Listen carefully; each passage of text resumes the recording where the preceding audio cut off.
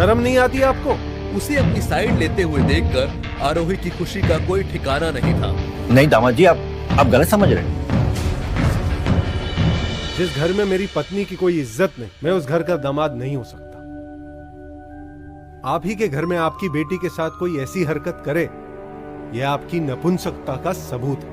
उसे ऐसा लग रहा था कि वो सब कुछ जो 14 सालों से वो अपने मन में दबाए बैठी थी, वो सब कुछ विक्रम कह रहा था। 24 घंटे हैं आपके पास। 24 घंटे में अगर आप लोगों ने यह पता लगाने की कोशिश नहीं की कि इसके पीछे कौन जिम्मेदार है, तो जो हाल ऊपर कमरे में पड़े आदमियों का किया है, वही हाल आप सबका करूंगा मैं। ये आप क्या कह रहे दामाद जी? प्लीज ये जुल्म हम पे मत कीजिए। ये जुल्म नहीं, इंसाफ है मेरी पत्नी की। ये सोचकर खुश थी कि किसी ने उसके लिए आवाज उठाई थी।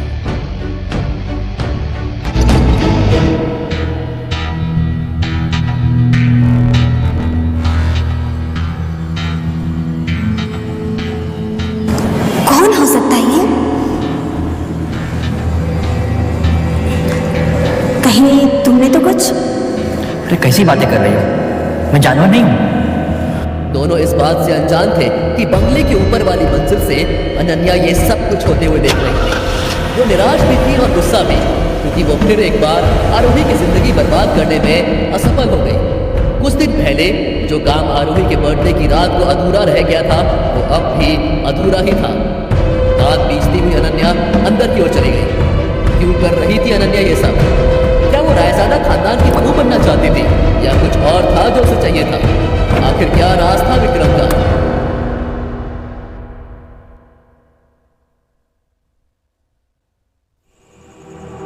बस एक बार ये 100 दिन पूरे हो, उसके बाद मैं तुम्हें इतनी बड़ी रकम दूं कि तुम अपनी बाकी की जिंदगी बड़े ऐशो आराम से काट पाओ। बस तब तक के लिए मेरे माँ और परिवार के सामने ये परफेक्ट बहू होने का बस नाटक करते हैं।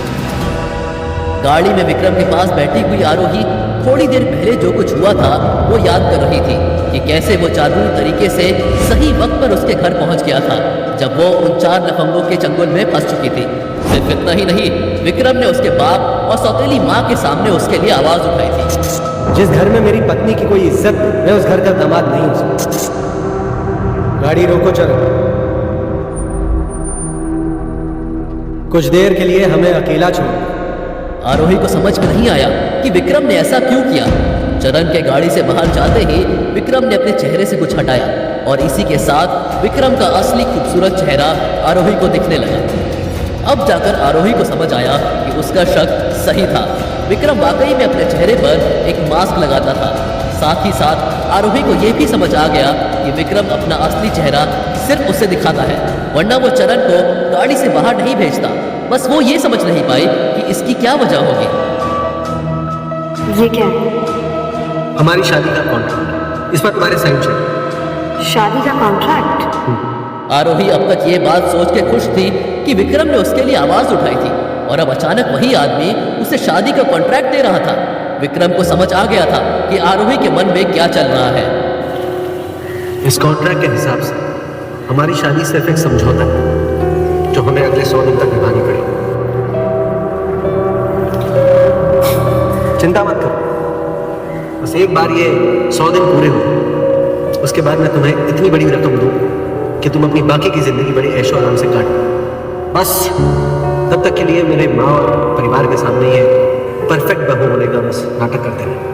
आरोही विक्रम को समझ ही नहीं पा रही थी, क्योंकि अभी कुछ देर पहले ही विक्रम ने उसकी इज्जत के साथ खिलवाड़ करने वाले लोगों को बहुत दर्दनाक सजा दी थी, और अब कॉन्ट्रैक्ट साइन करने की बात करके उसे सिर्फ नाम की पत्नी बना देना चाहता था।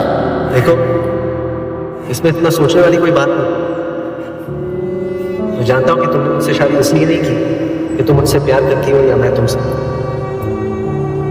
तो ज्यादा चिंता मत करो, बस जल्दी से साइन करो। बेचारा चरण भाग में खड़ा है।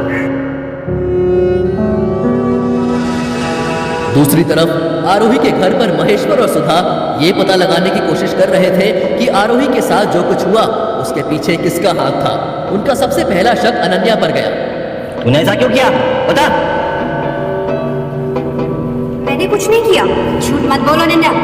हम अच्छे से जानते हैं कि ऐसी घिनौनी हरकत करने से पहले तू एक दफे भी नहीं सोचेगी। तू जानती भी है तूने कितनी बड़ी गलती की है। अभी हमारे संबंध राजदादा खानदान से ठीक से बने ही नहीं थे कि तूने उसने फूट डालना शुरू कर दिया। इसका अंजाम। अरे मैंने कुछ नहीं किया, मैंने कहा ना, मुझे नहीं पता कौन आया और आरोही के साथ क्या हुआ है। मेरा यकीन मानिए, मेरा इसमें कोई लेना देना नहीं है। अनन्या थी तो महज 20 साल की, लेकिन उसके काम छठे हुए बदमाशों को भी शर्मिंदा करा देने वाले थे। क्योंकि सच ये था कि वो 4 लोग जो आरोही का फायदा उठाने आए थे, उन लोगों को अनन्या ने ही घर बुलाया था। क्योंकि एक हफ्ते पहले आरोही की जिंदगी बर्बाद करने का उसका इरादा सपना ही रह गया था। और अब ये क्यों भूल रहे हैं कि उस आरोही ने राघव को नौकरी से निकलवाया था, तो उसे शायद इस चीज का बदला लेना होगा। और हाँ, आप लोग उस विक्रम से इतना डरते क्यों? वो अपाहिज विक्रम जो बिना किसी की मदद लिए यहाँ से बाहर नहीं जा सकता, उससे इतना क्यों डरना है? अरे तू जानती भी तू क्या कह रही है? अगर विक्रम को पता चला ना कि तू उसके पीठ पीछे ऐसी बातें कर रही है, तो तेरे साथ साथ हमें मार देगा। करो। इस कॉन्ट्रैक्ट को साइन करने से पहले मैं आपको कुछ बताना चाहती हूँ। मैंने भी ये शादी मजबूरी में की थी।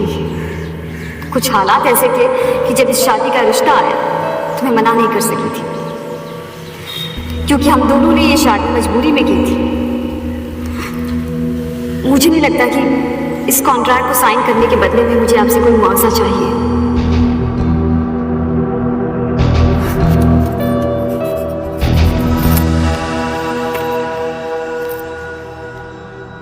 दरअसल मेरे काम पे जाने का वक्त हो गया है और मैं साड़ी पहन के नहीं जा सकती, तो अगर आपको कोई दिक्कत ना हो तो मैं यहीं पे कपड़े बदल लूँ।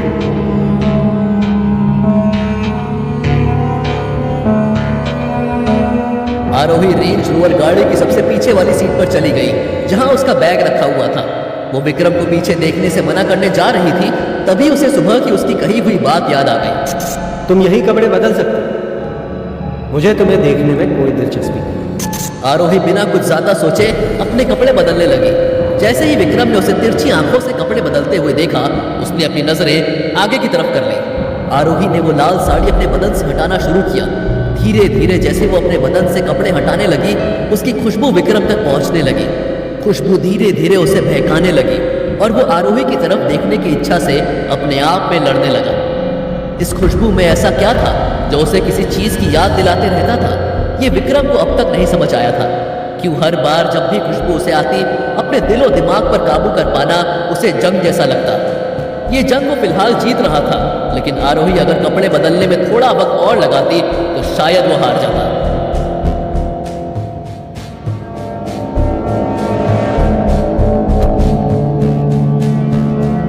अरे मैडम, आप कहाँ जा रहे हैं? काम पर। कहाँ पर? आप कौन से काम पे जा रहे हैं? ये सब कुछ आप ही का तो है।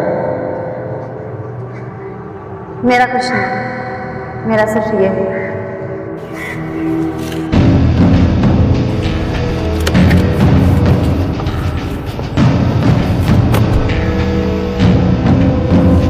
Hi baby. अभी फोन क्यों किया तुमने? मैंने कहा था ना जब मैं फोन करूं तभी बात करेंगे। सॉरी, आई नो तुम बहुत बिजी हो, लेकिन क्या करूं, मैं तुम्हें इतना मिस कर रही थी कि रहा ही नहीं गया। मैं क्या कह रही हूँ, चलो ना आज शॉपिंग पे चलते हैं। नहीं, आज थोड़ा मुश्किल है। ओहो राजवी, इतना भी क्या मुश्किल है? बस थोड़ी देर के लिए शॉपिंग के लिए तो जाना है ना। प्लीज चल लो, प्लीज। शाम को 5 बजे मुझे उसी जगह मिलो जहां हम हमेशा मिलते हैं। Okay done, bye, see you. Vikram थोड़ा असहज लग रहा था। ये बात चरण से छुपी नहीं। सरकार, आप बुरा न माने तो एक बात कहूं। कहो। आप ना आरोही मैडम के साथ ही रहा कीजिए। वो दूसरी मैडम ना थोड़ी। चरण, सरकार, मेरा बोलने का मतलब है कि आरोही मैडम थोड़ी सुलझी और सहज लगती है। वो दूसरी मैडम ना थोड़ी चालाक है। और जहाँ तक बात रायजादा खानदान के बहू की है, तो आरोही मैडम ही मुझे इस खानदान की बहू लगती है। चुपचाप गाड़ी चलाओ चरण। जी सरकार।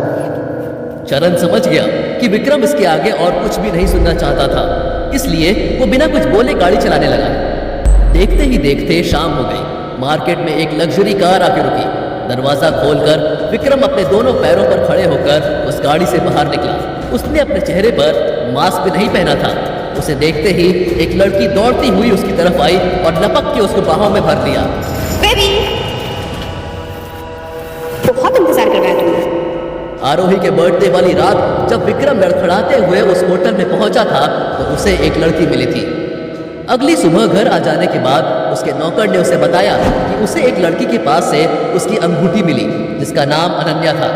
जब ये बात विक्रम की मां इंद्रानी को पता चली तो उसने तुरंत ही अनन्या के घर रिश्ता भिजवा दिया। लेकिन उसके माँ बाप ने अनन्या की बहन आरोही के रिश्ते का प्रस्ताव उसके लिए भेजा। ये बात पता चलते ही विक्रम ने इस प्रस्ताव को ठुकरा दिया। उसे किसी पत्नी की जरूरत नहीं थी। अनन्या से शादी करने के लिए भी वो सिर्फ इसलिए तैयार हुआ था क्योंकि वो उस इंसान का एहसान चुकाना चाहता था जिसने उसकी जान बचाई थी। क्या मैं अपने जीवन में एक पोते का सुख नहीं देख सकती? प्लीज मेरे लिए, इस खानदान के लिए इस रिश्ते को मत ठुकरा। बहुत मुश्किल से किसी ने तुझसे शादी करने के लिए हाँ की है।